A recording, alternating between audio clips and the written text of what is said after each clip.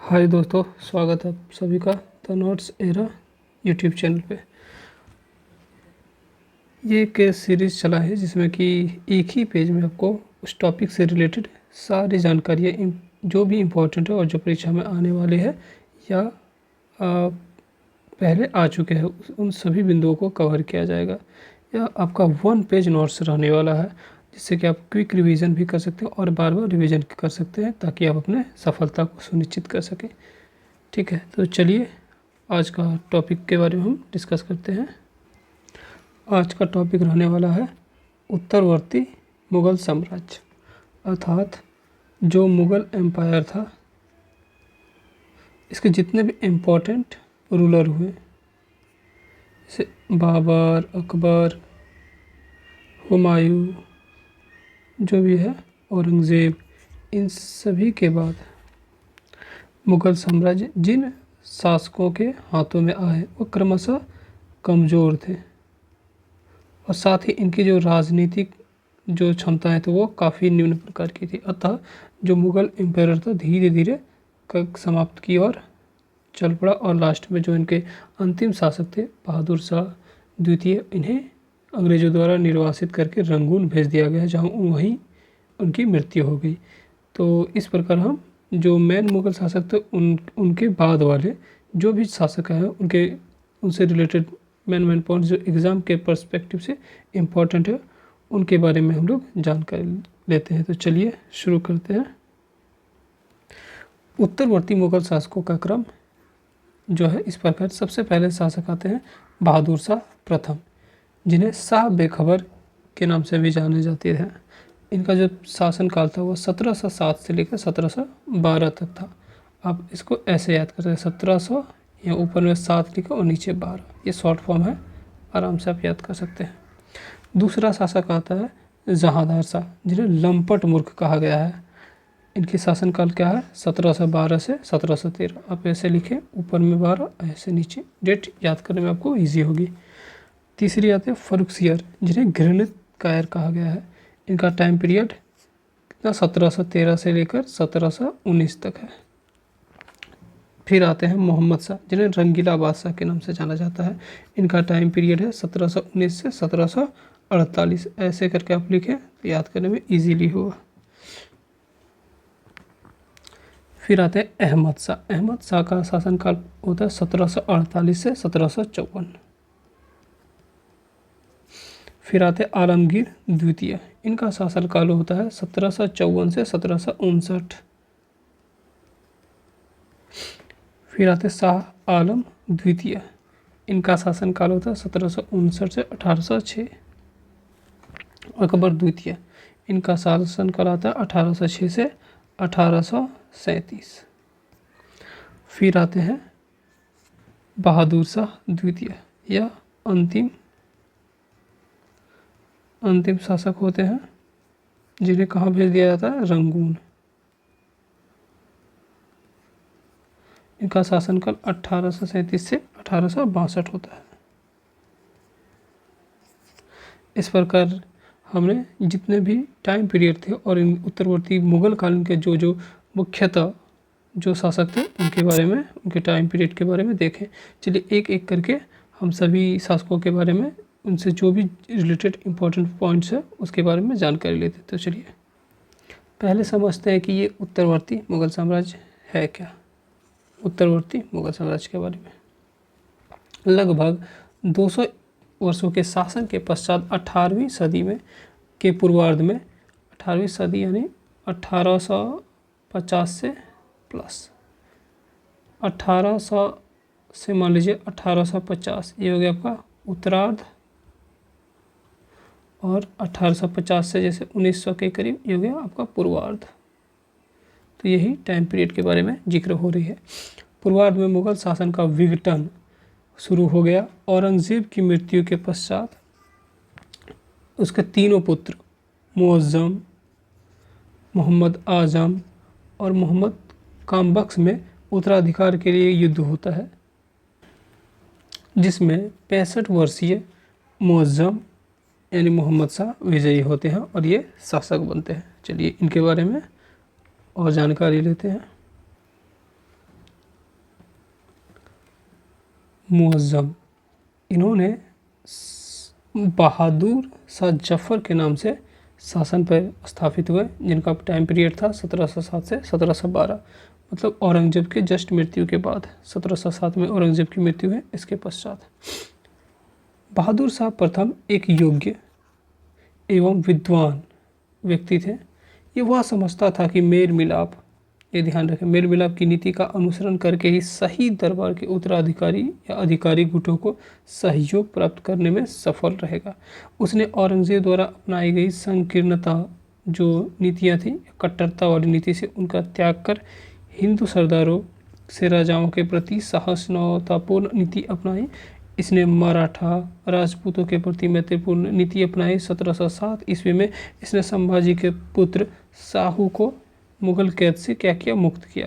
बहादुर शाह ने सिखों के 10वें गुरु गोविंद सिंह को संतुष्ट करने के लिए कुर्मों के सम्मान में खिलहत एवं उच्च मनसब का भी प्रावधान दिया। गोविंद सिंह की मृत्यु के पश्चात एक सिख नेता जो कि बंदा बहादुर के नाम से जाना गया के नेतृत्व में पंजाब सिखों द्वारा बगावत कर दिए जाने के कारण बहादुर शाह ने सिखों के खिलाफ कड़ी कार्रवाई करने का फैसला लिया। अब चलते हैं नेक्स्ट शासक की तरफ।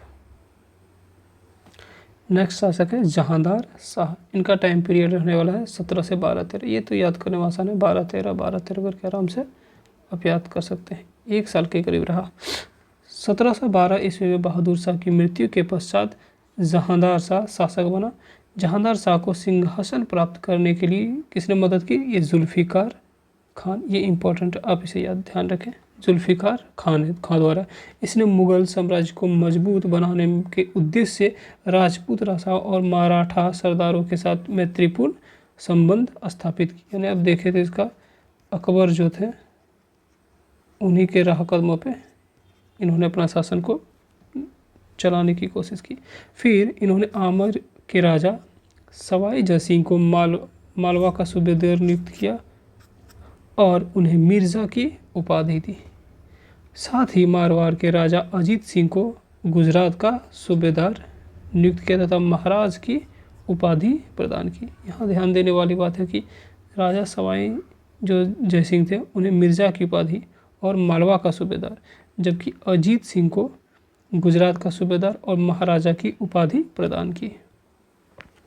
1713 ईस्वी में जहांदार शाह का भतीजा फर्रुखसियर जो आगे जाके मुगल शासक बनते हैं, सैयद बंधु कौन थे? ये इंपॉर्टेंट आप याद रखें।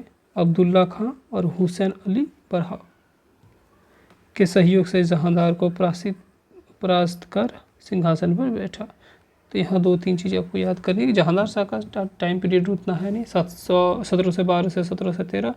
और यहाँ इंपॉर्टेंट ये व्यक्ति जुल्फ़िकार खान, क्योंकि इसने सहयोग प्रदान की ताकि यह सत्ता प्राप्त कर सके। फिर इन्होंने अकबर की नीति को कुछ हद तक लागू किया, जैसे राजपूत राजाओं और मराठा सरदारों के साथ मैत्रीपूर्ण। फिर आते हैं आमेर के राजा सवाई जयसिंह, जिन्हें मालवा का सूबेदार नियुक्त करने के साथ ही उन्हें मिर्ज़ा की उपाधि प्रदान की। फिर राजा अजीत सिंह, जिन्हें गुजरात का सूबेदार नियुक्त किया, साथ ही महाराज की उपाधि प्रदान की। अब एक व्यक्ति आता है, इन्हीं का भतीजा फर्रुखसियर, जो आगे चल के मुगल शासक बनते हैं। ये सैयद बंधु थे, उनके सहायता से जहांदार शाह को परास्त करते और स्वयं गद्दी पर बैठते हैं। चलिए इसके बारे में आगे पढ़ते। फर्रुखसियर, इनका टाइम पीरियड है 1713 से 1719 के बीच। फर्रुखसियर के शासनकाल में सिख नेता बंदा बहादुर की हत्या कर दी जाती है। ये इंपॉर्टेंट घटना है, आप इसे याद रखें। सैयद बंधुओं ने धार्मिक सहिष्णुता की नीति का अनुसरण किया तथा प्रशासन में मुसलमान सरदारों के साथ हिंदू सरदारों का भी सहयोग प्राप्त किया।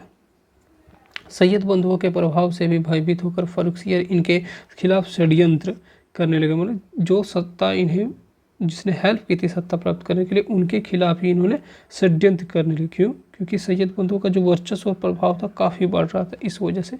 और इसका पता लग जाने पर सैयद बंधुओं ने मराठा पेशवा किसने? बालाजी विश्वनाथ तथा मराठा शासक अजीत सिंह के सहयोग से, ये रॉन्ग है,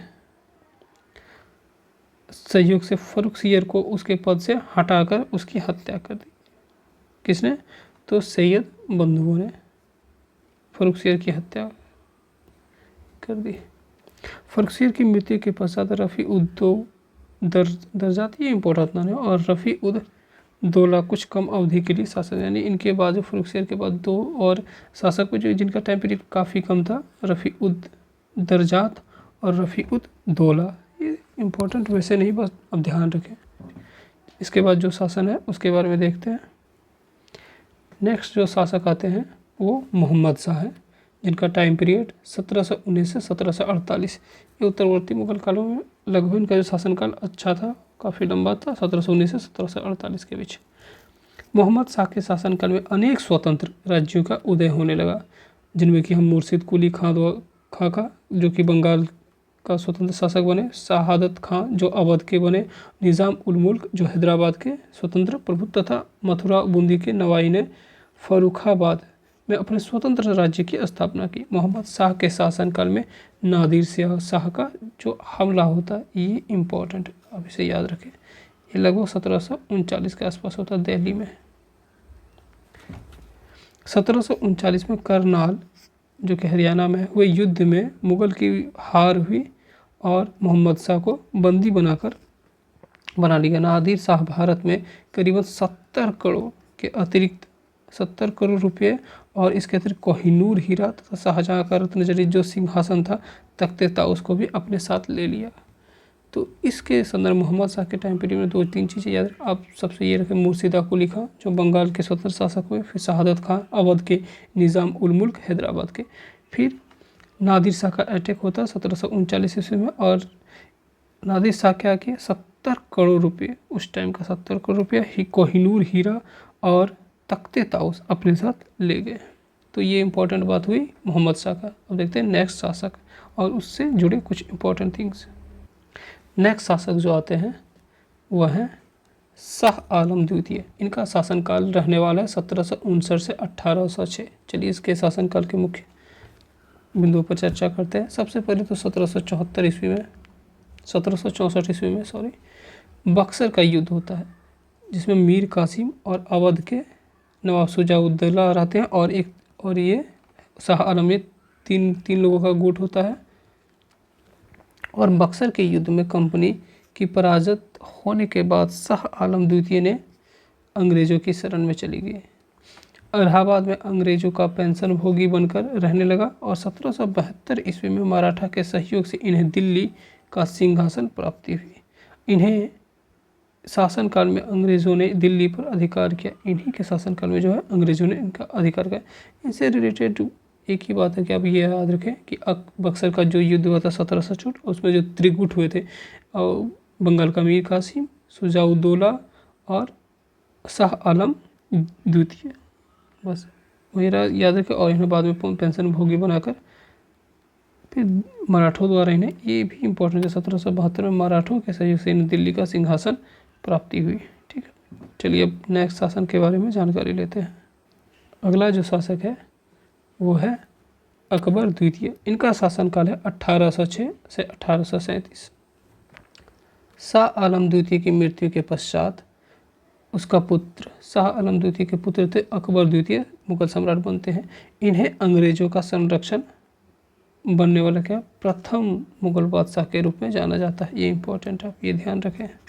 और इसका एक और भी, ये जो राजा राम मोहन राय थे, उन्हें राजा की उपाधि इन्हीं के द्वारा दी गई है। तो अकबर द्वितीय के संदर्भ में हम 2-3 बातें याद रखें। एक, अंग्रेजों के संरक्षण से बनने वाला प्रथम मुगल बादशाह, और दूसरा कि राजा राम मोहन राय को राजा की उपाधि इन्होंने प्रदान की। अब चलते हैं अंतिम उत्तरवर्ती मुगल शासक के अंतिम शासक। उत्तरवर्ती मुगल शासक के जो अंतिम शासक थे वो थे बहादुर शाह द्वितीय। इनका टाइम पीरियड था 1837 से 1857। अकबर द्वितीय के पश्चात बहादुर शाह द्वितीय मुगल सम्राट तथा कवि हुआ। यह अंतिम मुगल सम्राट, ये कवि भी थे। 1857 के पीरियड में, टाइम पीरियड में सबसे इम्पोर्टेंट घटना हुई, ये याद रखें, 1857 का क्रांति। और विद्रोही 1857 के संग्राम में विद्रोहियों का साथ देने के कारण इन्हें रंगून निर्वासित कर दिया गया और 1862 में उनकी मृत्यु यहीं पे हो गई। कहाँ पे? रंगून पे। तो इस प्रकार हमने जितने भी इम्पोर्टेंट शासक थे उत्तरवर्ती मुगल शासक का, उनको एक एक करके कंप्लीट किए। और जितने भी मैंने फैक्ट्स या तथ्य जो भी बताइए आपको आने वाले एग्ज़ाम में डायरेक्ट देखने को मिलेगा ये। और आप एक पेज में रहने के कारण आप इसे बार बार आराम से रिवीजन कर सकते हैं और इसे बार बार रिवीजन से ही आप इस पर जो है महारत हासिल कर सकते हैं। ठीक, तो ये रहा मेरा प्रेजेंटेशन। और अब जो जितने भी हम लोग शासक पढ़े उसका थोड़ा हम पिक्टोरियल पिक्चर भी देख लें ताकि थोड़ी थोड़ी सी समझ और बढ़े। तो चलिए, ये है बहादुर शाह प्रथम, अगला है जहांदार शाह, और ये रहे हमारे फर्रुखसियर। ये है पिक्चर मोहम्मद शाह का, ये शाह आलम द्वितीय का, और ये है अकबर द्वितीय। इनका इम्पोर्टेंट क्या है, ये इन्होंने राजा की उपाधि दी, किन्हें, राजा राम मोहन राय को, याद रखें आप। यह है बहादुर शाह द्वितीय, ये अंतिम शासक हुए और इन्हें अंग्रेज़ों द्वारा कहाँ भेज दिया गया, तो रंगून। और रंगून में ही इनकी मृत्यु कब हो जाती है, 1862 ईस्वी में। छोटी छोटी बातें याद रखें।